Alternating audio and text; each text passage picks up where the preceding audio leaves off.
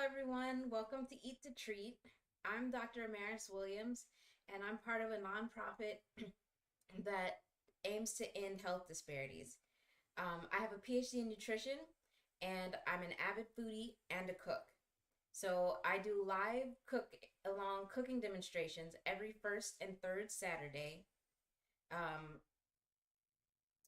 First and third Saturday of the month, and the first Saturday today is a diabetes friendly recipe. And today we're making a Moroccan herb jam, which we're going to serve on cheese toast. So let's get started. And if there's someone, I got to make sure you guys can hear me. Okay, I think we're good. All right. So I'm going to switch views. Okay. So as you can see, I've already got my Swiss chard on my cutting board. The recipe, by the way, is on eat-to-treat.org. And if you can get the ingredients and follow along with us. So the reason why I picked this recipe for today is because I have Swiss chard growing in my garden, and it's just out of control. So I needed to cut it back, and it was shading my sweet potatoes. So my sweet potatoes aren't getting sun. So the first step, though, is we're not going to mess with the chard yet. I'm going to put some water. I think the recipe says a cup of water, but it's not really important how much water. Just enough water to cover the bottom and get us started.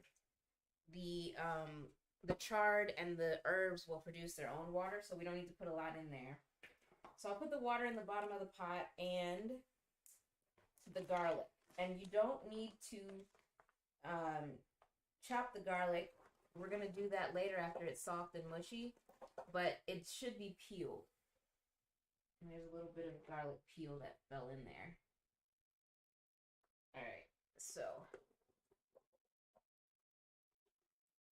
I've got quite a bit of garlic in my pot. It's more garlic than what it says in the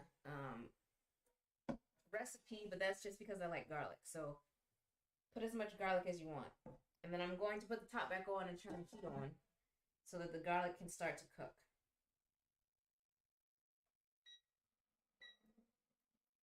Okay? And now, as that's cooking, I'm going to chop up the herbs and the greens and put it in there so they can all get wilted and soft. And for Swiss chard, you don't really need to worry about removing the stems. So I'm just going to chop through this whole bunch of Swiss chard because the stems are going to break down.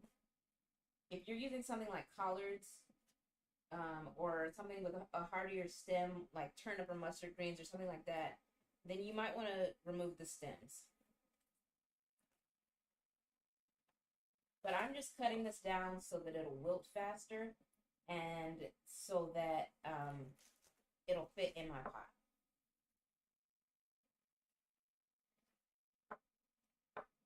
Okay, I'm going to put what I've cut in the pot.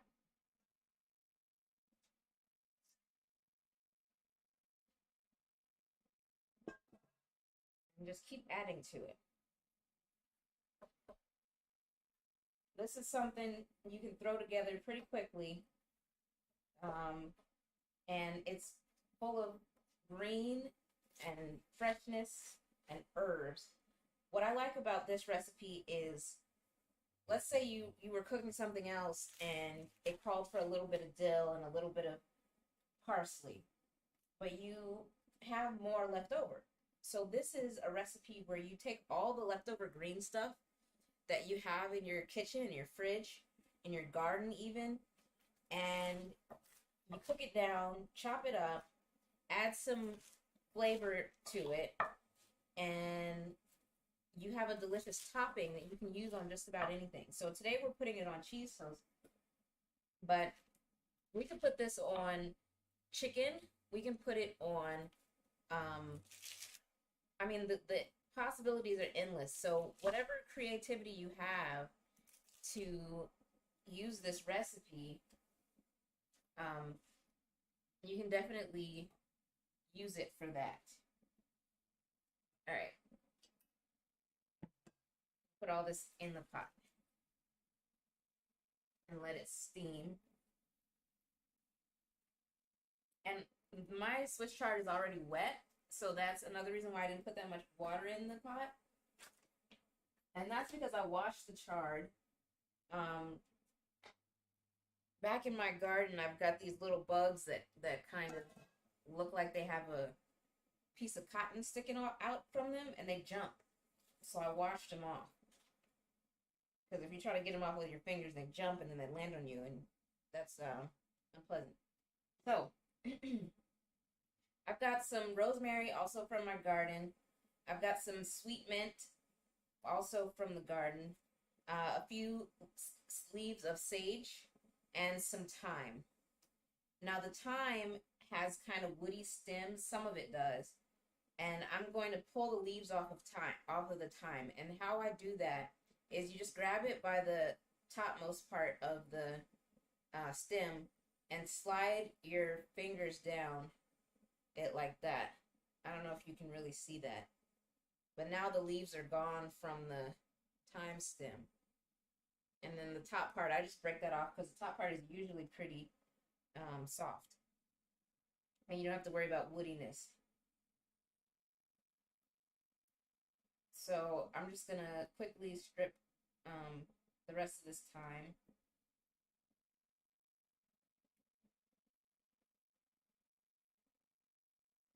And it's not really critical what herbs you use. Like I was saying, you can just use whatever you have in your garden, whatever you have in your fridge, and it'll come out good because we're going to season it with olives and lemons, and that's where, and cumin and coriander really are going to be the dominant flavors. Once we cook the herbs down, you're not going to really be able to taste individual herbs. Except I did make this with a ridiculous amount of dill. And the dill flavor kept. It was very potent.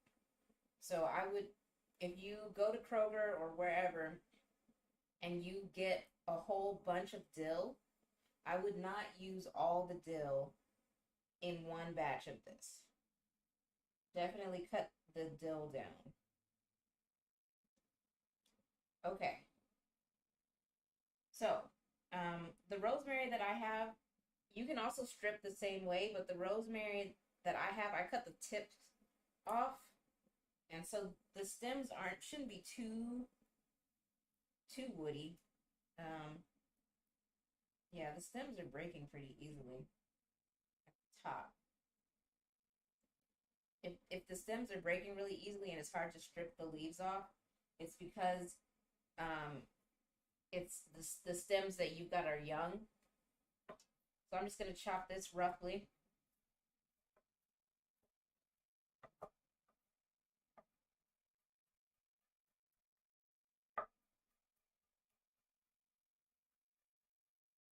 Keeping my fingers out of the way of the blade, of course. And, oh, that smells so good. I love mint and sage.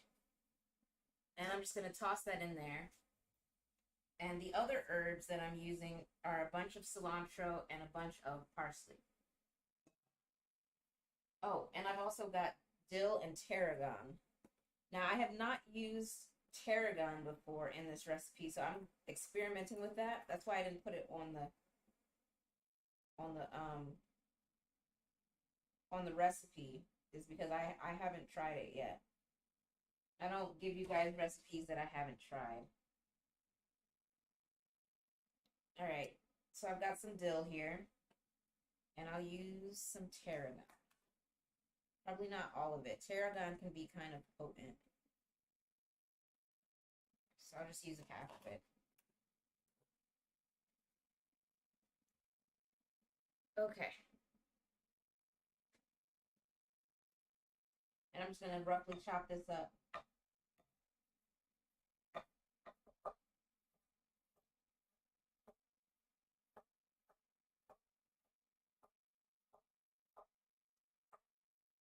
Oh, the tarragon smells good. And toss that in there with everything else and let that steam. Okay, while it's steaming, we're going to cut up the flavor. I mean, the herbs are the flavor and the greens are kind of flavorful, but the real potent flavors. So first we've got 2 jalapenos, and then we've got cumin and coriander that we're going to measure out. But first, let's seed and chop up the jalapenos. So to seed a jalapeno, first I cut the stem off, and then cut it in half lengthwise. And you can cut it in half again lengthwise, so it's in quarters, and then the seeds just come right out. Or if they don't, and they're still attached, you can just pull them out very easily, like that. So I'm just going to cut this in half again.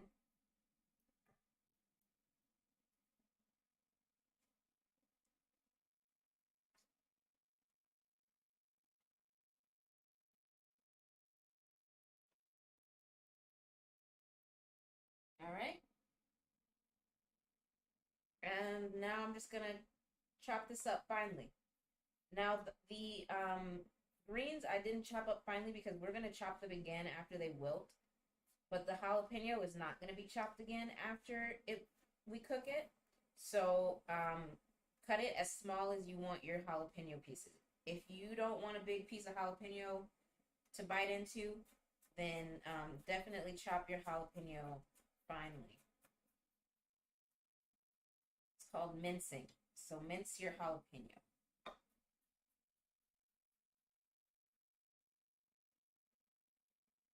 And that's why I got this big board out this time instead of the little board that I normally use. That's because we're going to be chopping up all these wilted herbs. So again, with the jalapeno, cut the stem off. Cut it in half lengthwise. In half again lengthwise. And then you can easily pull the seeds out.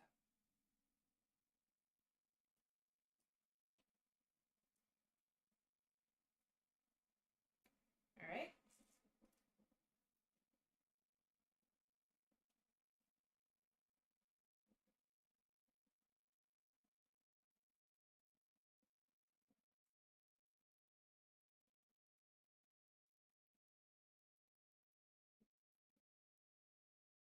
Oh yeah, and some of you may have noticed I've got a new outfit. I wear the same thing every demo, but I'm wearing something different today. And that's because it's the second half of the year. So welcome to the second half of 2023, everybody. All right. And mince the second jalapeno.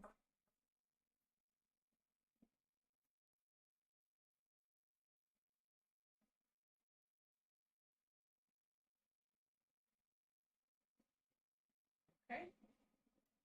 And then run your knife through it. That's why the blade is curved. It's so that you can rock the knife up and down through whatever you're cutting. And that's the whole point of the curved tip of the blade. And that's all I'm doing is rocking the knife on its curved tip and cutting up the jalapeno smaller. All right, and I think that's small enough. The greens are wilting.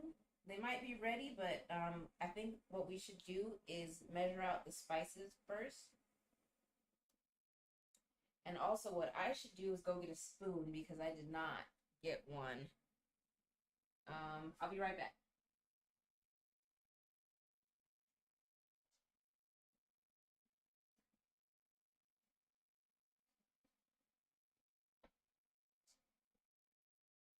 Okay. So I've got a spoon. I'm just going to check to see how soft my greens are. And they are steaming nicely. I'm going to let them steam a little bit longer while I measure out the spices. And that's just because I want to make sure those charred stems get good and soft and mushy.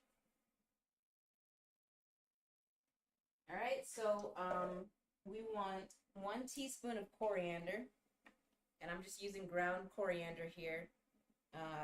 Nothing fancy. You can use whole coriander. You can toast it in your in a dry skillet and then grind it up in a coffee grinder if you want. This is going to be just fine because we're going to cook it in oil. So that's kind of like the toasting step. And it'll help release some of the flavors. So I got half a tablespoon measuring spoon there, and I made half a tablespoon of cumin and put it in with the jalapeno. And the last thing that goes in with the jalapeno is 1 tablespoon of ginger. Woo! And it's coming out. So I just eyeball the ginger. I like ginger, so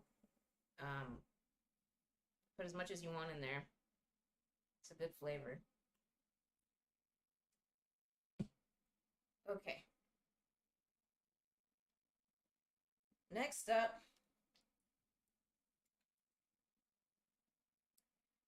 so we're going to set that to the side, and now our greens should be steamed and ready to go. So, it's actually a little hot. Yeah, so you can remember when I put all the greens in there, the pot was almost full, and now that's all that's left. So they're good and wilted down. And what I'm going to do is just dump them out on my cutting board. And that's why I've got this larger cutting board today, is so we can chop up these herbs and greens. Meanwhile, in the pan, I'm going to put the extra virgin olive oil. This is just something, the cheapest stuff I could find that's extra virgin. There's some people who are unscrupulous who take corn oil and like add green food coloring to it and then call it extra virgin olive oil. I really hope this is not what this is, but there's no way to really tell. Well, there is a way to really tell, but it requires a GCFID and a mass spec. So, I put a decent amount of oil in the bottom of the pan, and I'm going to put the spices, the ginger, and the jalapeno in there once I turn it back on. And we're going to saute the spices, the jalapenos, and the ginger. And we're going to let that cook while we're chopping up the greens and the garlic. Okay? So, I'm going to use the same technique that I used on the jalapenos on the greens. I'm just going to rock the knife through it. And just cut it up. And be careful that it's hot, so don't stick your fingers in there. And I don't want my jalapenos to cook too much. The oil, the extra virgin olive oil, will lose its extra virgin flavor if it's real, if with too high of heat. So now that it's sizzling, I'm going to turn it down a bit. I'm at 3.5 out of 10 right now. All right, so I'm just going to go to town on these greens and chop them up really fine, including the stems and the garlic. A lot of recipes for Moroccan Herb Jam say take the garlic out and put it in a mortar and pestle, or use a fork on it in a bowl and grind it up or mash it into a paste. And you can do that. I find that chopping it up, I'm just going to pull out some big pieces of stem here. I find that chopping it up is just as efficient. So, and it still tastes just as good. So, do it as you please.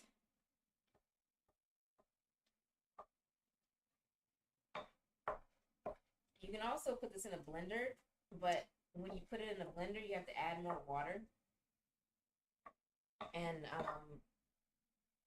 we're trying to, the second step after we chop it up is we're going to put it back in the pan with the jalapenos and the ginger and the spices and cook all the water out of it. So it's kind of counterintuitive to put it in a blender and then have to cook the water out of it again. Okay, and this is good for me. I don't need it to be super fine. These pieces are small enough. You can see what's stuck to the knife, how small these pieces are. So it's not like collard greens where you get the long strips of collard. These are really tiny herb-sized pieces. And so I'm just going to put it back in the pan. Be careful, it may still be hot.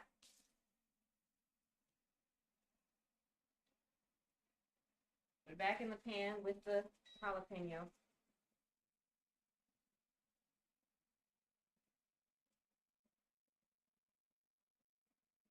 Okay, and we're going to cook the water out of it. So I'm going to turn it back up.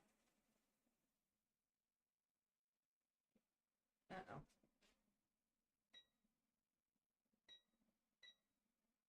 Okay, now I'm at 5 out of 10.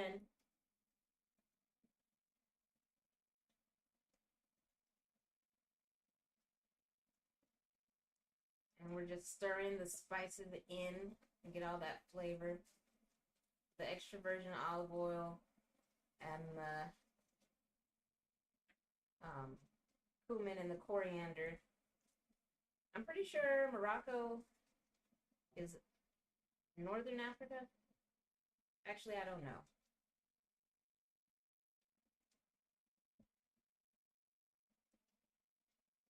Oh, I'm sorry, I'm neglecting the chat. Thank you for the compliment on my new outfit.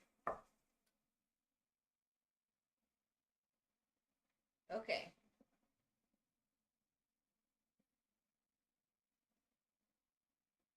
Are there any herbs that we should not use? I would say anything that's not gonna break down when you steam it, which the only thing that I can think of is just stuff that has a really tough stem, like thyme if you don't strip the stem out, and rosemary can be really woody stems if you don't strip them. So just keep in mind you don't want something that isn't going to break down. All right, and while this is evaporating and reducing, all the flavors concentrating together, what we're gonna do, oh, I'm sorry, in the recipe it says a pinch of smoked paprika. This is of course to taste. Put as much in there as you like.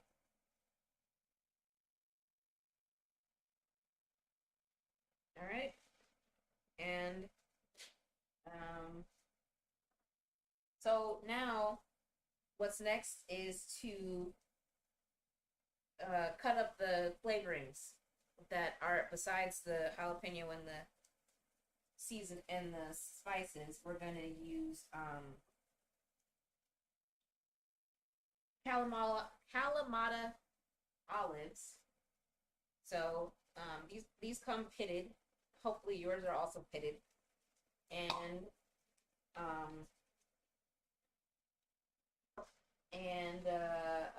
lemon. Yes, lemon. So we need about a quarter cup of olives, and I'm just gonna scoop some out and eyeball it.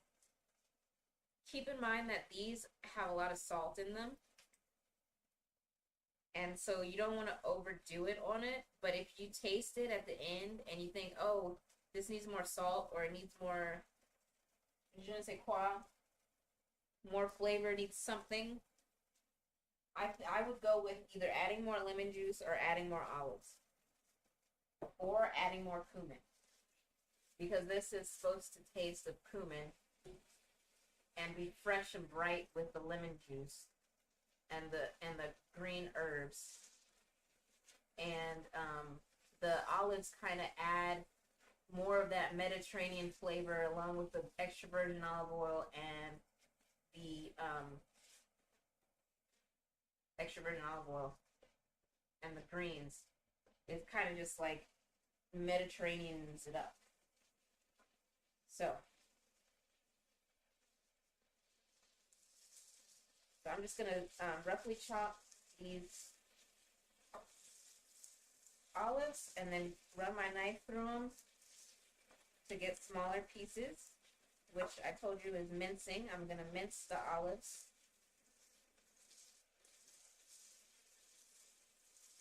And the greens are really going.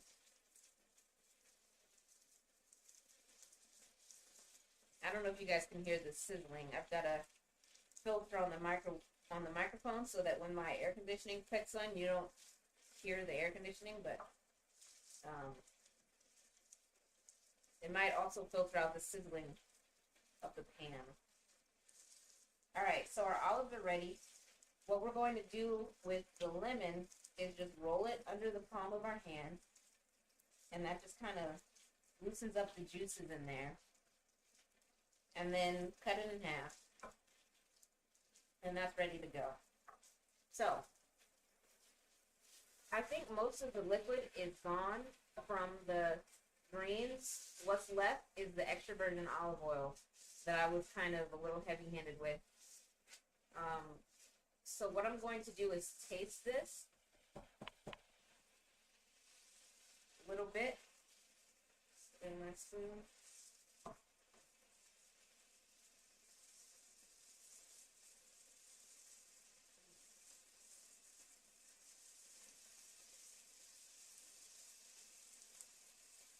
I'm going to turn off the heat. Definitely needs some salt, so I'm going to put these olives in there.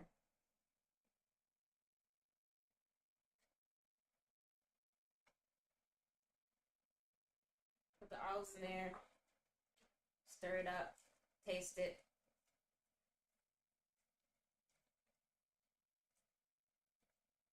But the idea is that we get this to be flavorful without being salty.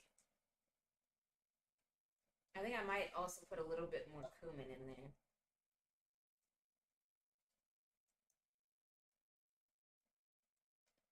Each batch of this is a little different because you use different herbs.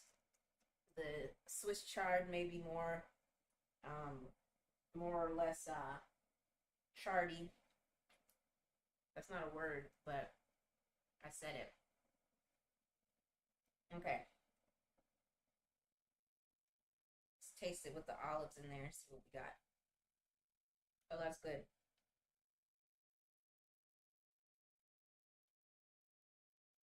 Yeah, I think it still needs a little bit more cumin, and then we finish it with the lemon juice. All right, so I'm gonna sprinkle some cumin over it.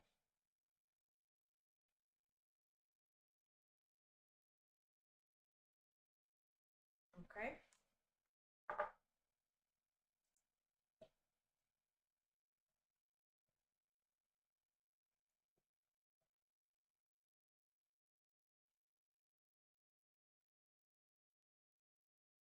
Okay, and the lemon.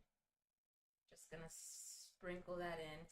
A lot of the lemon flavor will be canceled out if we cook it too much with the lemon, so that's why we don't put the lemon juice in before. But if you want to put lemon flavor in there while you're still cooking it, what you can do is use lemon zest, and that'll give you the lemon flavor that's more durable and can stand up to heat.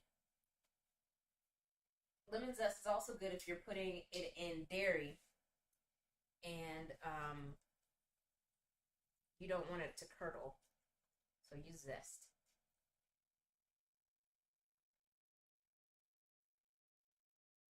Smoked turkey would be good with the greens. Yeah, that's a lot of salt, as usual. And unfortunately, here in Ohio, I can only find like turkey tails or occasionally a turkey neck. no smoked turkey with actual meat on it, which is unfortunate because I like to get the legs when I'm cooking greens. And then when you are done boiling it, you can shred the turkey into the greens.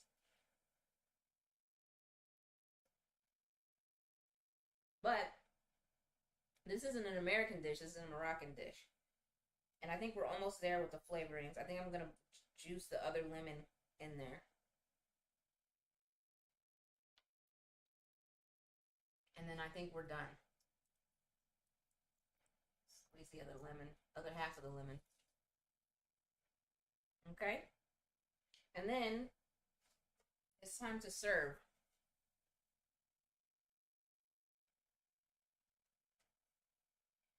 All right, so what I have to serve are some toasted, very thin sliced pieces of whole grain bread. And I got the bread, they didn't have whole grain bread that was thin sliced already. I got a loaf of whole grain bread and then sliced it myself and then toasted. And then this is a block of feta. This is not low fat feta, unfortunately. I couldn't find low fat feta in a block. But it fell apart. But I just got the block of feta, took the packaging off, and sliced it up. So I'm just going to put some on my toast here. And then I'm going to top it with, you guessed it, the Moroccan Herb Jam. And the saltiness of the feta plus the olives kind of gives you a salty treat.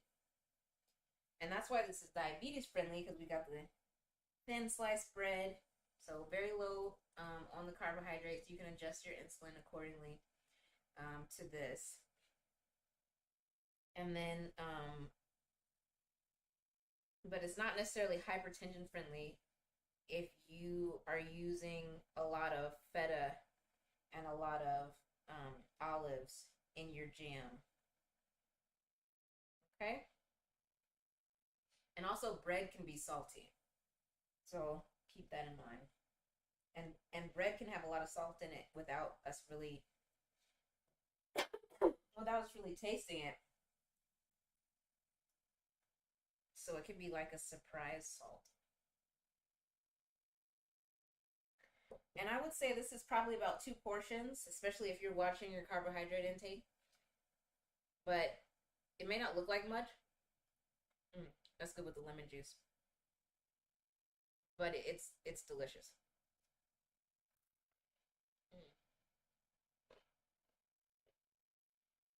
And the herb jam keeps in the refrigerator well.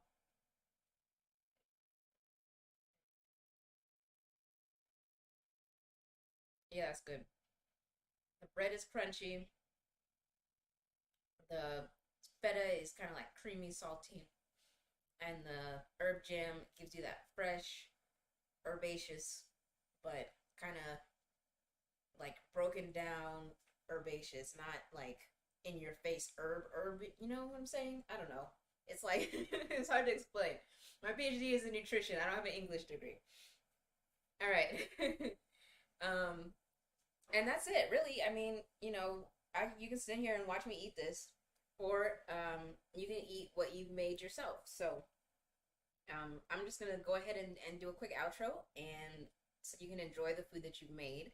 So today we made diabetes friendly Moroccan herb jam. Hit subscribe and the bell icon to be reminded of the next demonstration, and I'll see you next time. Bye.